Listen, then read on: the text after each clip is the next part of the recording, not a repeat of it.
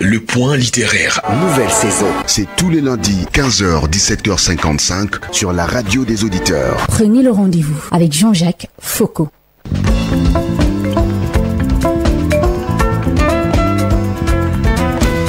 Et si votre vie ne manquait ni de talent, ni de motivation, mais simplement de méthode?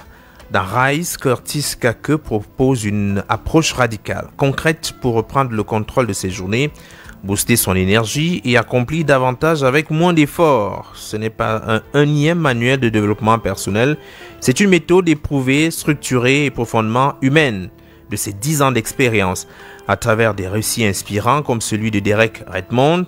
Athlète, brisé mais jamais vaincu, l'auteur nous rappelle que le succès ne dépend pas de la chance ni de la motivation, mais de la discipline quotidienne ainsi que de la rigueur. Il est avec nous, Curtis Kake. Bon après-midi et bienvenue sur le point littéraire. Merci, bon après-midi à tous les auditeurs. Bon après-midi Jean-Jacques Foucault. C'est un plaisir d'être là. Un plaisir renouvelé également, parce que c'est la deuxième fois quand même qu'on se rencontre dans ce studio, mais pour tout à fait autre chose. Votre livre, qu'est-ce qui vous a inspiré à écrire Rise? Effectivement, c'est la deuxième fois qu'on se retrouve sur ce studio. On parle toujours de littérature, mais cette fois-ci pour autre chose. Alors, d'où vient l'idée de Rise? L'idée de Rise naît d'un conflit. L'idée de Rise naît d'une douleur profonde. Oui. Une douleur qu'on ressent lorsqu'on a du potentiel. Une douleur qu'on ressent lorsqu'on essaye et qu'on n'arrive pas à obtenir le fruit de nos efforts. Vous qui nous écoutez, je pense que peut-être vous avez dû vivre des situations similaires dans des contextes où vous avez du talent, vous êtes peut-être le meilleur, mais vous n'êtes pas la personne récompensée. Peut-être vous avez touché le fond, oui. Car moi j'ai touché le fond. Et la bonne nouvelle, lorsqu'on touche le fond, c'est qu'on ne peut pas aller plus bas, on ne peut que remonter. Donc moi, tel un phénix, c'est pour ça que sur la couverture de Rise, vous trouverez un phénix, oui, qui symbolise la renaissance. Lorsque vous voulez accomplir de grands rêves, comment vous faites pour garder le cap? Parce que définitivement, si le talent n'est pas la clé, si l'expérience n'est pas la clé, qu'est-ce qui définitivement fait la différence entre un gagnant et un perdant? Ça se résume en un petit mot qu'on appelle discipline. Est-ce que vous avez la force de continuer même lorsque vous n'êtes pas motivé? Est-ce que lorsque vous vous levez tous les matins et que vous n'avez pas envie de sortir de votre lit, comment est-ce que vous faites pour continuer d'avancer vers votre destinée? C'est dans tout ça que Rise se trouve son essence. Et la promesse qu'il fait justement à tous les lecteurs, c'est de pouvoir leur apporter une méthode concrète pour continuer d'avancer, même lorsqu'on subit les coups les plus durs de la vie. On se rend compte que vous avez effectivement essuyé les coups les plus durs, notamment votre accident, et dans les affaires, ça n'allait plus avec Covid-19 à une certaine époque. Est-ce qu'on peut dire que c'était là le déclic pour la rédaction de ce livre? Je n'apprécie pas trop le terme déclic. Pourquoi? Parce que lorsqu'on parle de déclic, les gens ont tendance à croire qu'il faut qu'il leur arrive des malheurs pour qu'ils prennent conscience. Oui. Donc, en relatant parfois mon histoire, j'ai l'impression que la personne qui m'écoute va se dire, ok, il faudrait que je sois exposé à une situation qui me confronte à la mort, oui, avant de prendre conscience. Mais la réalité est tout autre. Ça conduit à accélérer les éléments, mais la réalité est qu'on peut se lever, oui, même sans nécessairement subir des coups durs. On se comprend? Oui. Donc, en 2010, effectivement, j'étais au lycée et j'ai été victime d'un accident de la circulation qui m'a privé de l'usage de mes jambes pendant une année entière. Vous savez, lorsque vous subissez ce genre d'éléments, vous avez besoin d'un suivi psychologique, d'un accompagnement. Tout à fait, pour vous relever. Oui, moi, j'ai pas eu la chance d'avoir ça. Et donc, c'était ma première rencontre avec la mort et ma descente aux enfers. Et là, je me suis posé une question très simple. Si j'étais mort ce jour, Jean-Jacques, qu'est-ce que j'aurais laissé derrière moi, définitivement? Vous étiez au lycée, donc certainement des parents attristés, pas un bilan chiffré en tout cas. Justement, après quelques semaines, on aurait dit, c'est sûr que Curtis de là-haut voudrait nous voir sourire. Donc les gens recommenceraient à sourire 2 semaines après. Et à vivre comme si de rien n'était. Et à vivre comme si de rien n'était. Et définitivement, je me rends compte que la meilleure façon de devenir immortel, Jean-Jacques Foucault, ce n'est pas d'avoir la vie éternelle, mais c'est de laisser des œuvres. Il y a une question que j'aime bien poser, je vous la pose aussi à vous les auditeurs. Est-ce que vous vous rappelez de votre arrière-grand-père? Il y a de fortes chances que non. il est de votre famille et il est la racine même qui a conduit à votre naissance. Mais probablement, vous l'avez déjà oublié. Vous ne vous rappelez pas instinctivement de son nom ni de son visage. Mais si je vous parle d'un certain Albert Einstein, est-ce que ça vous dit quelque chose? Tout le monde a quelque chose à dire. Est-ce qu'il y a une image qui apparaît dans votre esprit? Nettement. Très certainement. On se rend donc compte que ce n'est pas le degré d'amour qu'on vous porte qui détermine qui vous êtes. Ce n'est pas la quantité d'expérience ni d'expertise que vous possédez qui détermine qui vous êtes, mais c'est ce que vous accomplissez en ce monde. Et pour accomplir des trucs qui vont réellement avoir un impact, vous avez besoin de discipline, pas de motivation, vous avez besoin de discipline. Et généralement, lorsqu'on parle de discipline, ça renvoie à une certaine forme de douleur, parce que beaucoup de personnes ont essayé un jour dans leur vie d'être disciplinés, mais combien de jours vous tenez? Lorsque vous décidez de faire du sport, il vous faut combien de jours avant d'arrêter? Lorsque vous décidez de faire un régime, il vous faut combien de jours avant d'arrêter? Si vous décidez d'apprendre une nouvelle langue, que ce soit l'anglais, l'espagnol, il vous faut combien de jours avant d'arrêter? Donc c'est pour cette raison que vous insistez davantage sur la motivation et un peu moins sur la discipline. Non, sur la discipline et beaucoup moins sur la motivation. Oui. Tout à fait, parce que la motivation, c'est comme un feu.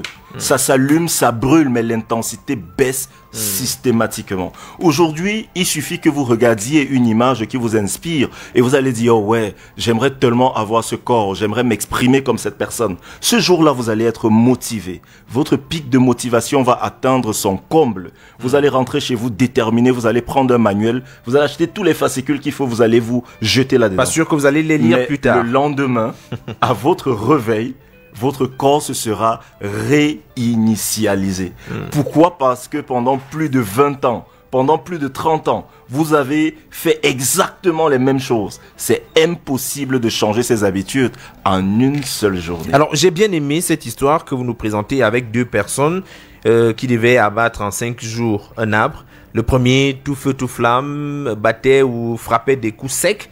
Ouais. Le second, lui, par contre, a choisi d'aller doucement, posément, suivre le même rythme.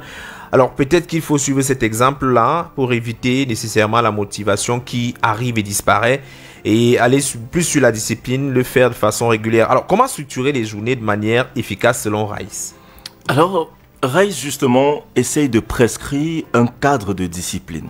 Un cadre en 4 piliers qui pourrait vous amener à passer d'une vie de désordre à une vie maîtrisée. Ouais. Alors, la bonne nouvelle, le point important par lequel il faut commencer, c'est de se dire que votre vie, en réalité, c'est une succession de 24 heures. Oui. Si on prend la vie de n'importe quel être humain, on peut décomposer cette vie en petites séquences de 24 heures. Oui. Et lorsqu'on regarde comment vous utilisez vos 24 heures, on peut déterminer quel type de résultat vous allez avoir.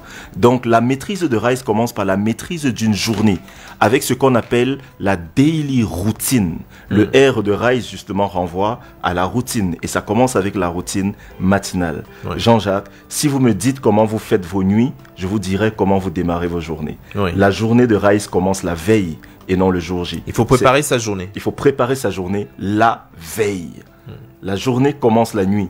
Comment vous dormez déterminera comment vous allez vous réveiller et ça déterminera comment vous allez conduire votre vie. Parce que si vous ne vous levez pas avec intention, vous allez subir la vie. Vous allez entrer dans le programme des autres. Quelqu'un vous appellera et vous demandera « Est-ce que tu es disponible à telle heure? Est-ce que tu as quelque chose à faire ?» Mais puisque tu n'as rien à faire, ce sera très difficile pour ton esprit de dire non. Il y a de fortes chances que tu te laisses porter par cela. Donc, il faut avoir des journées intentionnelles. C'est de ça que parle le deuxième pilier de Rice, le I. Dans le premier, c'est d'abord le R, la routine. Ensuite, l'intention. L'intention, parce qu'il faut avoir des journées intentionnelles. Maintenant, comment faire pour avoir une journée intentionnelle? C'est ce qui est décrit dans la deuxième partie, dans le deuxième pilier de Rice.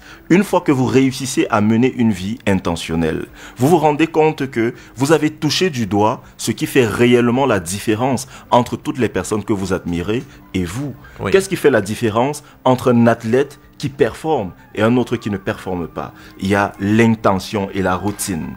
Et maintenant, puisqu'on parle de motivation et qu'on parle de cet aspect éphémère de la motivation, comment est-ce que vous faites pour continuer à rester discipliné même lorsque la motivation disparaît? Là, on parle de système. Je vous prends un exemple très simple pour ceux qui sont allés à l'école. Oui. Si vous regardez le jeune que vous étiez au lycée et celui que vous êtes aujourd'hui, vous allez vous rendre compte qu'il y a un fossé énorme en termes de discipline. Celui-là devait se lever systématiquement à une certaine heure, devait sortir de la maison à une certaine heure, arriver au lycée à une certaine heure, sinon le portail devait être fermé. Les cours étaient rythmés. Dans cette vie-là, votre emploi de temps ne dépendait pas de vous. Oui. C'est quelqu'un d'autre qui faisiez partie d'un système en réalité. Vous faisiez partie d'un système. Et c'est ça qui guide l'élève justement à performer, à obtenir un certain résultat à la fin d'année.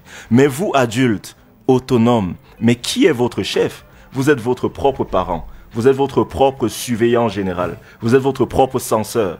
Vous êtes à la fois le juge et le criminel. Comment faites-vous pour vous en sortir dans tout ça? C'est à ce niveau que le système devient important. Le lycéen, pour performer, a besoin d'un système. Il a un système à la maison instauré par les parents. Il a un système à l'école instauré par les enseignants, les surveillants et toute la machine qui a été mise en place. Vous, aujourd'hui, si vous voulez performer, vous devez apprendre à créer des systèmes et à vous mettre à l'intérieur de ces systèmes. Oui. C'est le système qui continuera de vous porter, même lorsque votre motivation aura disparu.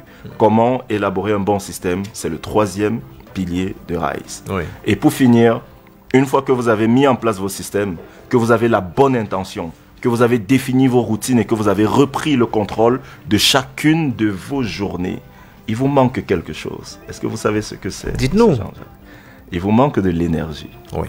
Il vous manque de l'énergie. Pour impulser votre action. Tout ça. Il faut rester avec une bonne dose d'énergie. De l'énergie positive, de l'énergie transformatrice. Il faudrait justement pouvoir maîtriser ces flux d'énergie. Vous savez, l'énergie, c'est quelque chose de fondamental.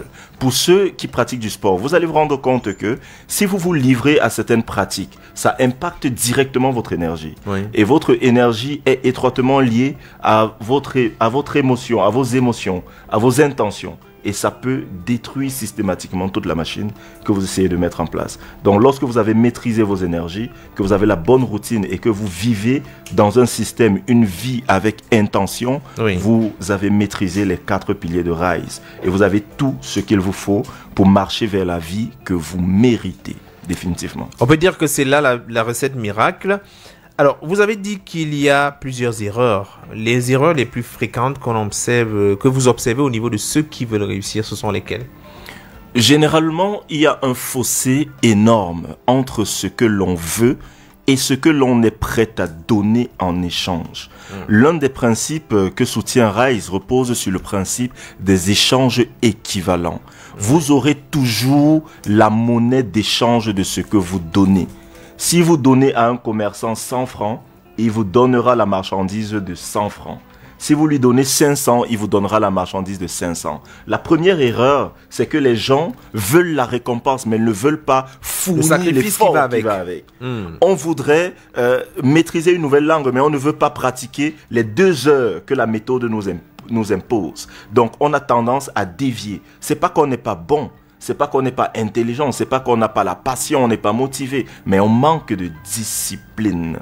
Et justement, c'est la première grande erreur des personnes qui veulent marcher vers le succès, mais qui définitivement se heurtent sur un mur parce qu'ils vont faire preuve d'indiscipline en cours de route. Royal FM, MTN School offre 2025 bourses scolaires. Jusqu'à 2 millions de francs CFA, des laptops, des MiFi avec 9 mois de connexion Internet offert.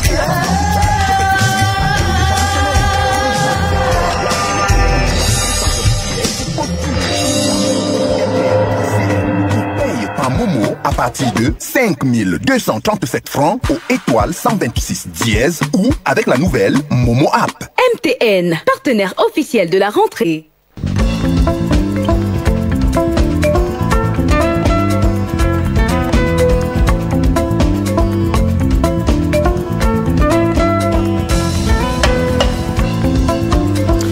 Alors là, on a quand même quelques informations sur la méthode Rise. Il faut bien l'observer avec beaucoup d'attention. Est-ce qu'il y a déjà eu des changements des personnes? Vous avez utilisé la méthode Rise, puisque vous dites que c'est quand même le résultat de 10 ans d'expérience. Mais est-ce qu'autour de vous, il y a des personnes qui l'ont essayé?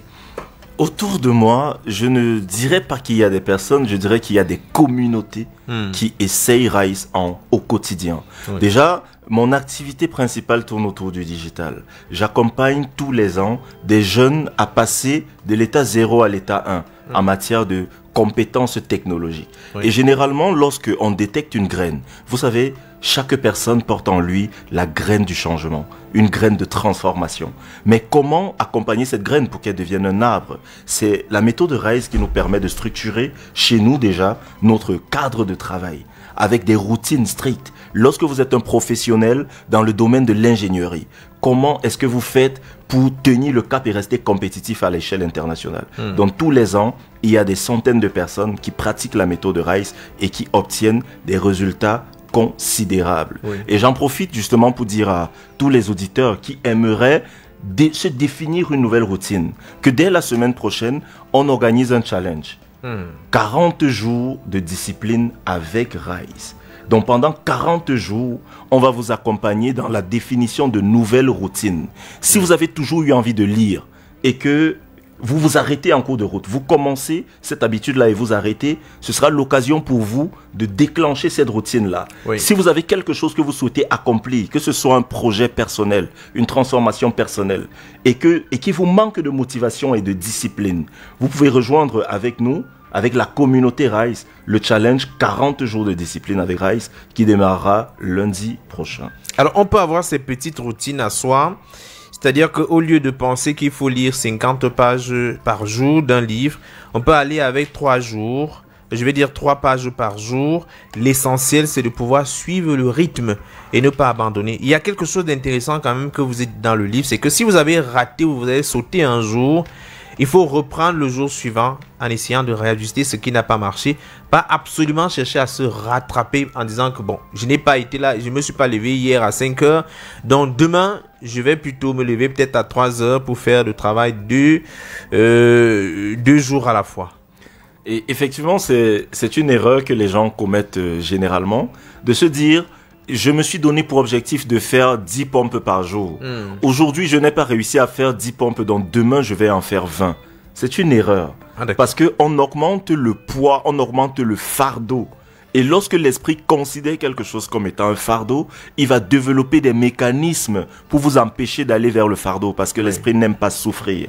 Donc, si vous vous êtes engagé dans une routine de discipline et que pour une raison ou pour une autre, vous avez sauté un jour, le lendemain, n'essayez pas de porter le fardeau d'hier. Ne portez pas le fardeau d'hier aujourd'hui. Reprenez avec une nouvelle intention. Dites-vous qu'aujourd'hui, vous allez le faire. Si vous aviez prévu de faire 10, faites 10. Vous avez certes manqué les 10 d'hier, mais n'essayez pas de compenser ça aujourd'hui. Faites 10 aujourd'hui et faites 11 le jour d'après. Si vous essayez de porter une charge trop lourde, ça ne marchera pas. Supporter. Je profite peut-être pour vous raconter une histoire qui se trouvait dans l'un des livres que nous avions à l'école primaire. Le grand-père et ses trois gaillards. C'est l'histoire du fagot de bois. Peut-être vous l'avez déjà entendu. C'est un grand-père très sage qui a des petits-fils qui sont très costauds et très musclés. Un jour, il décide de mettre à l'épreuve ses petits-enfants. Il appelle chacun à tour de rôle.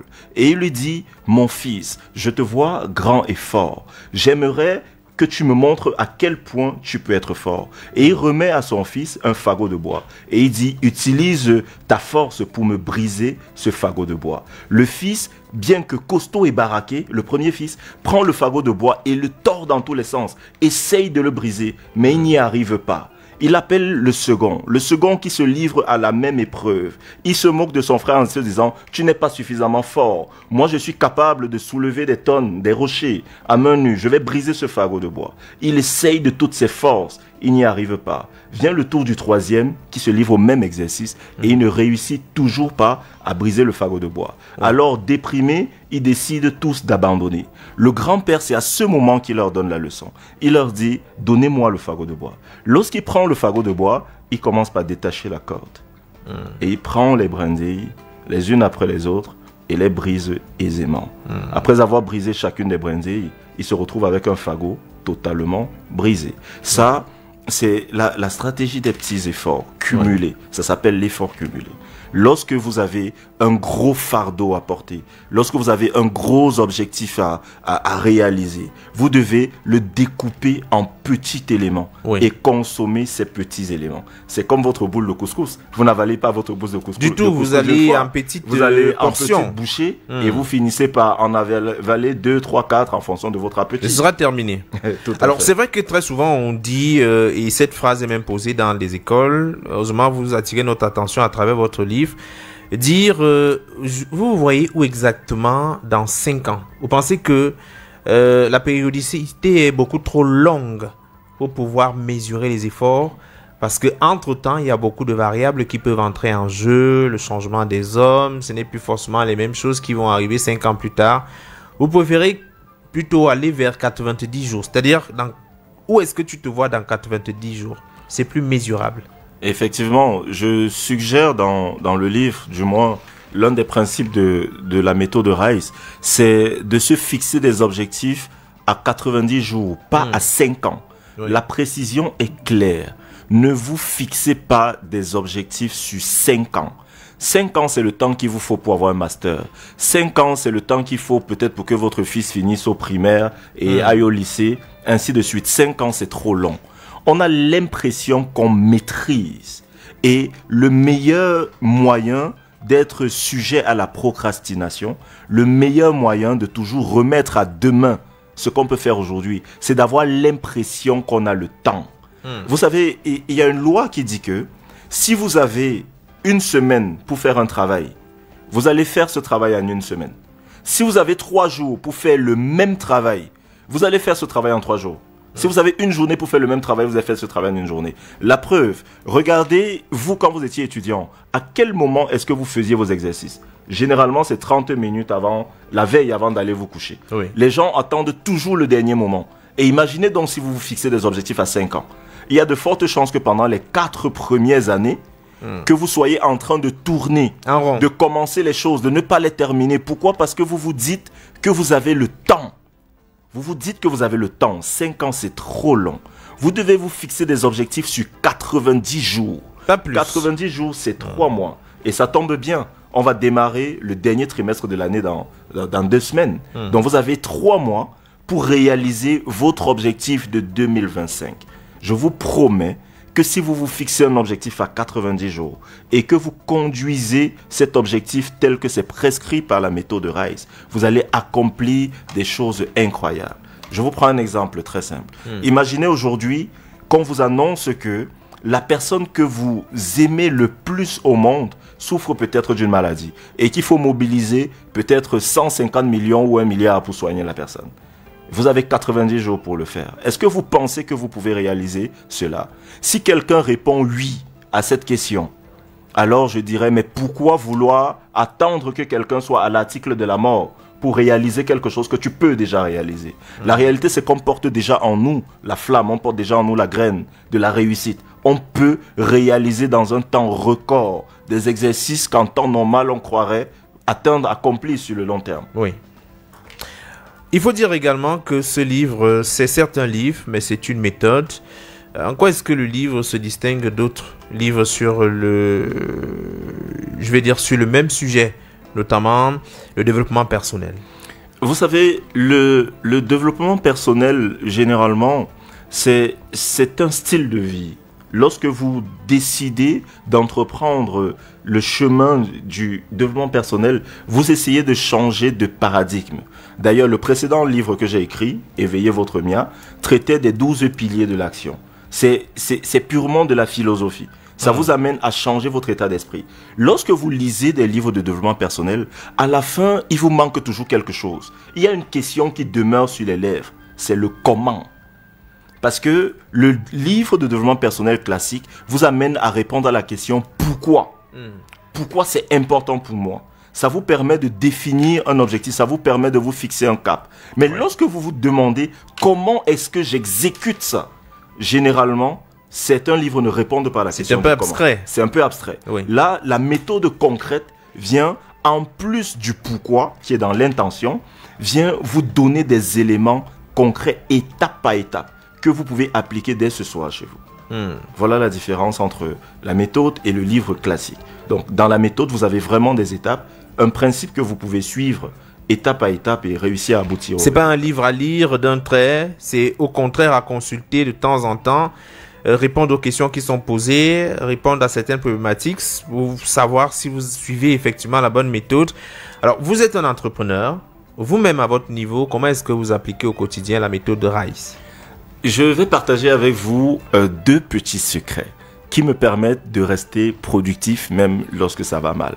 Le premier secret, c'est ce que j'appelle la loi des 2 minutes.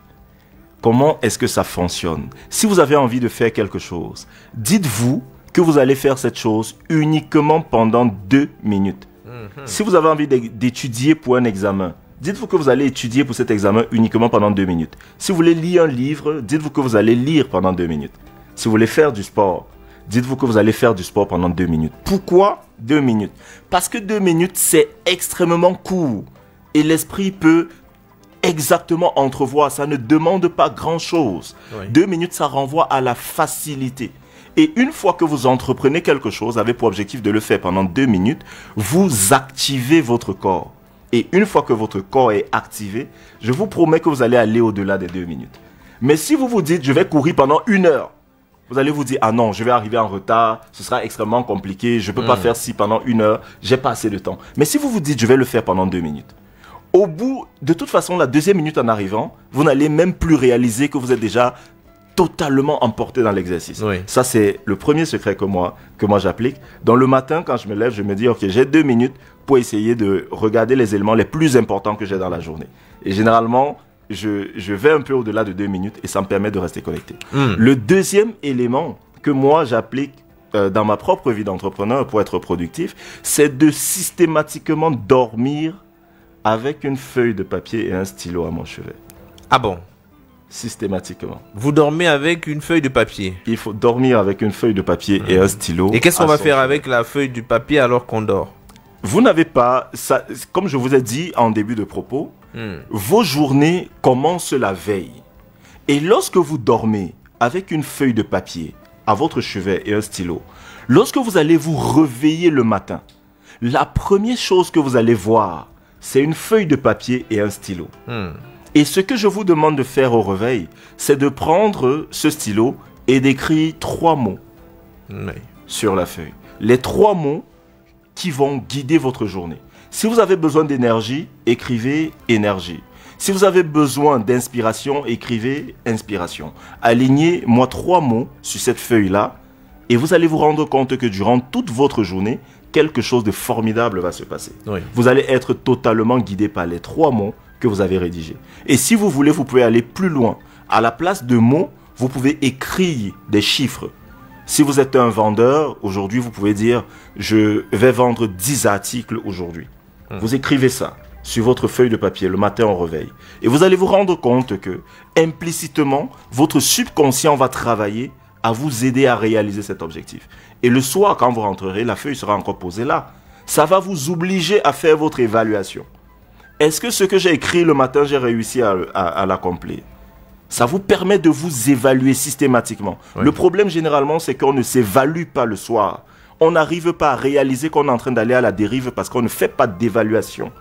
Alors, quand on était au lycée, on faisait des évaluations parfois toutes les semaines. Pour être sûr qu'on a bien écouté, compris ses cours. Voilà, tout à fait. Alors, le livre est disponible un tout petit peu partout, on l'espère.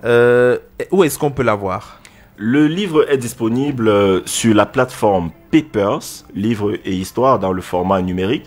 Et il est également disponible en format physique. C'est Papers qui a la responsabilité de distribuer le livre. Peu importe là où vous vous trouvez, on peut vous l'expédier dans le format physique ou vous pouvez l'avoir directement sur votre application Papers. Si vous avez du mal avec l'application, vous pouvez contacter, je peux donner un contact par lequel vous pouvez joindre le service qui vous accompagnera dans l'obtention de votre livre RISE. C'est le 650 18 70 06. Le 650 18 70 06 pour vous procurer votre exemplaire de RISE. Et une dernière chose, dès que vous procurez votre exemplaire de RISE, vous êtes éligible au challenge 40 jours de discipline. Et donc, pendant 40 jours, on va vous accompagner à définir des routines gagnantes. On va vous accompagner à tenir le cap pendant 40 jours. Si vous commencez des trucs et que vous arrêtez toujours en chemin, si vous perdez la motivation, si vous avez l'impression que la vie s'acharne contre vous et que rien ne marche, procurez-vous votre exemplaire de Rise et pendant 40 jours, vous participerez avec nous au challenge 40 jours de discipline. Curtis Kake, puisque j'ai lu le livre, je peux dire que c'est une mine d'or. Et donc, chaque Camerounais devrait essayer de lire et aussi appliquer la méthode Rise. Peut-être on aura des entrepreneurs prolifiques. Tout à fait. Merci d'être passé à la radio. C'est un plaisir.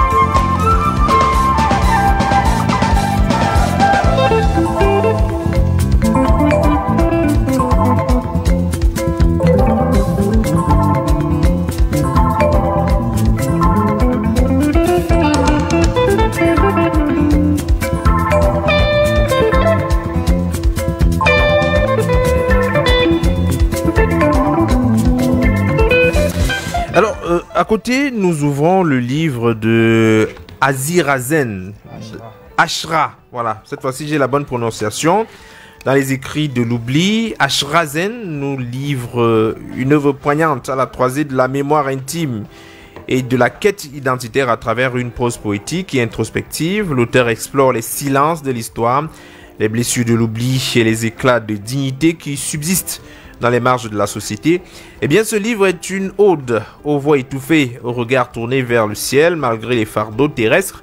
L'illustration de couverture entre ciel bleu et lumière orangée symbolise cette tension entre